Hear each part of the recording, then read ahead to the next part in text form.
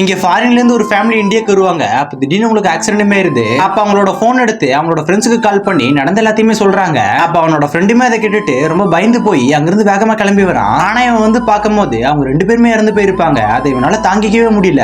உடனே இவனுமே ஃபீல் பண்ண ஆரம்பிக்கிறான். அப்பதான் இவனோட அப்பாவுமே இவனை கூப்பிட்டு ஒரு குட்டி பையனை காட்டுறாரு. அந்த குட்டி பையன் வேற யாருமே இல்ல, அவங்களோட பையன் தான். ஆக்சுவலா அந்த ஆக்சிடென்ட்ல இந்த குட்டி பையனுக்கு மட்டும் எதுவுமே இருக்காது. சோ இப்ப இந்த பையனை பார்க்க இந்த பையனோட அம்மாவோட ஃப்ரெண்டுமே வருவாங்க.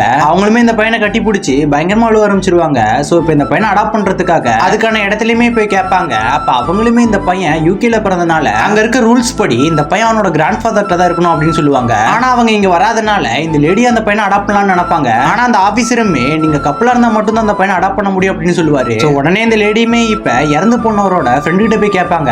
6 மாசம் மட்டும் நம்ம அந்த பையனை கப்பலா பாத்துக்கலாம், அதுக்கப்புறம் அந்த பையனோட கிராண்ட் ஃபாதர் வந்து அந்த பையனை கூட்டிட்டு போயிருவாங்க அப்படின்னு சொல்லுவாங்க. சோ இப்போ இவங்க 2 பேருமே அந்த பையனை யூகேல போய் பாத்துக்க ஆரம்பிக்கிறாங்க. அப்ப இவனுமே ஸ்டார்டிங்ல அந்த பையனை ரொம்ப கேர்லெஸ்ஸா பாத்துப்பான். அதனால அந்த பையனுக்கு உடம்பு சரியாம போயிடும். அதை பார்த்தோன்னே அந்த லேடிக்குமே மேல பயங்கரமா கோவம் வருது. அது மட்டும் இல்லாம இவனை ரொம்ப பிடிக்காம போயிருது. அப்பதான் அந்த லேடியுமே வந்துட்டு ஒரு விஷயத்த சொல்றாங்க. அது என்னன்னா, இறந்து போன இவளோட ஃப்ரெண்டுமே இவனை பத்தி ரொம்ப பெருமையா இவகிட்ட சொல்லியிருப்பா. இவனுமே அதை கேட்டோன்னே பயங்கரமா ஃபீல் பண்ணி அந்த பையனை பாசமாவும் பத்திரமாவும் பாத்துக்க ஆரம்பிக்கிறான். இப்படியே அவங்க 3 பேத்துக்குள்ள இருக்க பாண்டிங் பயங்கரமா பில்ட் ஆகிட்டே போகுது. அப்ப இவங்களுமே அந்த பையனோட அப்பாவோட ஹோட்டலை ரன் பண்ணிட்டு இருப்பாங்க. அந்த இடத்துக்கு இந்த பொண்ணை மேரேஜ் பண்ண போறவருமே வந்துருவாரு. அன்னையில இருந்து அந்த பொண்ணுமே இவங்க கூட பேசுறது குறைஞ்சுக்கிட்டே போகுது. அது மட்டும் இல்லாம அந்த பையனோட தாத்தா பாட்டியுமே வந்து அந்த பையனை கூட்டிட்டு போயிருவாங்க. அதனால அந்த பொண்ணுமே இப்ப அந்த பொண்ணை கல்யாணம் பண்ணிக்க போறவங்க கூட அங்க இருந்து கிளம்பி போயிருவா. சோ இவன் மட்டும் இப்ப தனியா அவங்க 2 பேருமே இல்லாம பயங்கரமா ஃபீல் பண்ணிட்டு இருப்பான். ஆனா கிளைமேக்ஸ்ல இவங்க 3 பேருமே கஷ்டப்பட்டு ஒண்ணு சேர்ந்துருவாங்க.